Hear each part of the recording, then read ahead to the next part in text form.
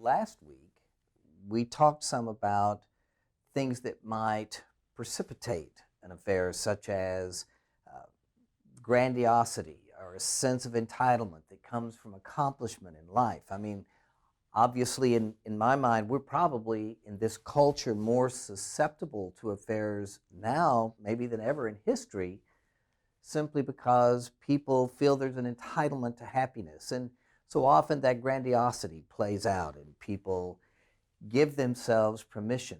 And at times, we talked about existential types of situations where there's a loss, and somebody kind of hits that, is there all there is? Is that all there is? And it's like they're searching for something different. Again, not an excuse, but it's like there's that loss triggers a dissatisfaction. And at times we also mentioned that there can be, dead marriages. Two people can be in a bad marriage and only one has an affair. So that's not the biggest deal. But I do think there may be things early in life, from ages 0 to 18, that can predispose us to potentially choosing that path of action, such as having an affair. And I think understanding some of those factors can be useful in terms of treatment planning as you leave here. I mean, what do I need to address in my life to make sure I'm not susceptible? What does make me vulnerable? All too often in my mind, people want to focus on what someone did in an affair to understand the why. Such as, if they actually told the other person they loved them, then it's easy to make the assumption that somehow you didn't love me. And in my experience, I find that that's not the case at all. Far too often, the vast majority of the time, it's not that they don't love their mate or that they're even trying to leave their mate. It's about other factors. If the other person that they had the affair with, the affair partner, ends up looking different than perhaps their mate did, then it's really easy to make the assumption the why they did it is because they didn't think, you were attractive enough, or their mate was attractive enough. They wanted that instead of this. And again, I think that is, understanding, looking at what happened as an understanding of why, to me, is really poor. If they ended up having an affair, it must mean they don't have a moral compass. And again, that's the reason they had the affair, was a lack of morality. And I would again say that that's not the case that I normally see. What I normally see is that people violate their own belief systems oftentimes. And the why they did it isn't because they were necessarily a bad person. Now, they did make some interesting choices that, were really devastating and awful. But that doesn't mean that they didn't have a moral compass. So, in my opinion, details of what happened provide few clues as to why this occurred. And that's one of the reasons I say, please do not keep searching for details of what's occurred. I mean, I curb that curiosity, because as you get into specific acts, all you're going to do, if you've been, injured through this, is you're going to sit there and create more intrusive thoughts and more problems for yourself, and it really isn't at the root of what I think occurred. With infidelity, often people seem to have been predisposed, or they were vulnerable. Now again, just because something happened to you ages 0 to 18 doesn't mean that you're going to have an affair.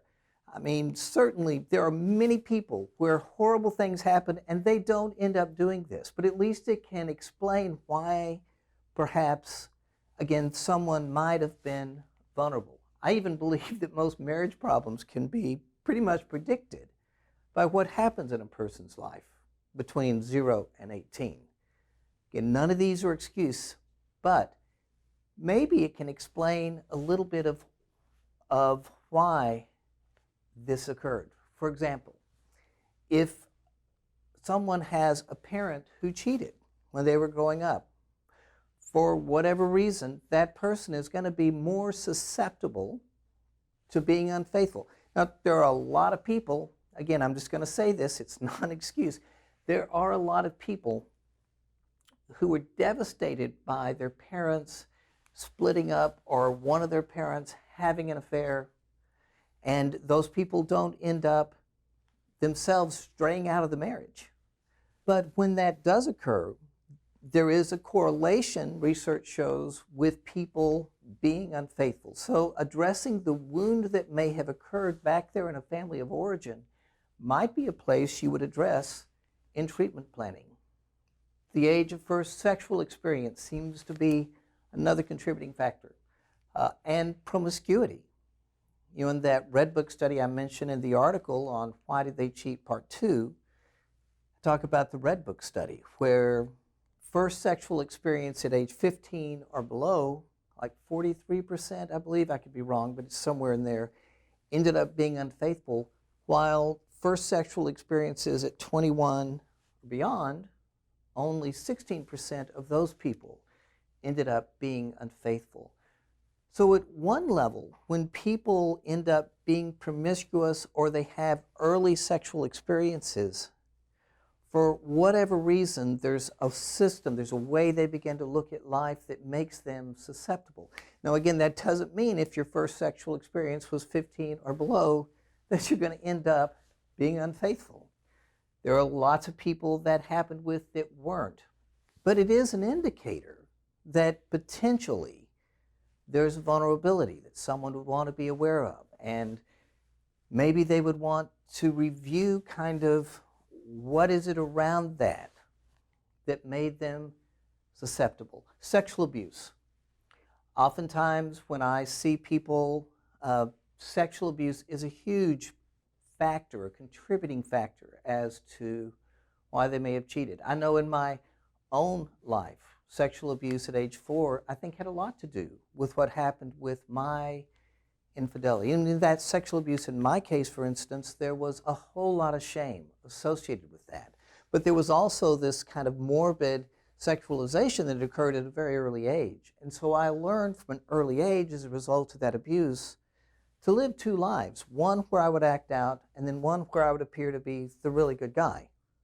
And that pattern continued into my marriage, with poor Stephanie having no idea that that was existing. Now, I don't see that as an excuse, but learning how to jettison the shame that came from those early experiences for me was really large in terms of my own recovery. I had to figure out a lot of things about sex that had almost been imprinted, not almost, had been imprinted at a super early age. And so that was part of what it took for me to learn to be safe. There are other contributing factors mentioned in the article on Why They Cheat, Part 2, and I hope you'll look at that article and kind of consider some of those things. It's certainly not an exhaustive list. Those things that predispose us, they're certainly worth addressing in recovery. None are excuses, but I think they may explain some of the why. And it might provide, again, as I said, direction to where the wayward spouse might want to look or kind of explore in terms of their own personal recovery to healing.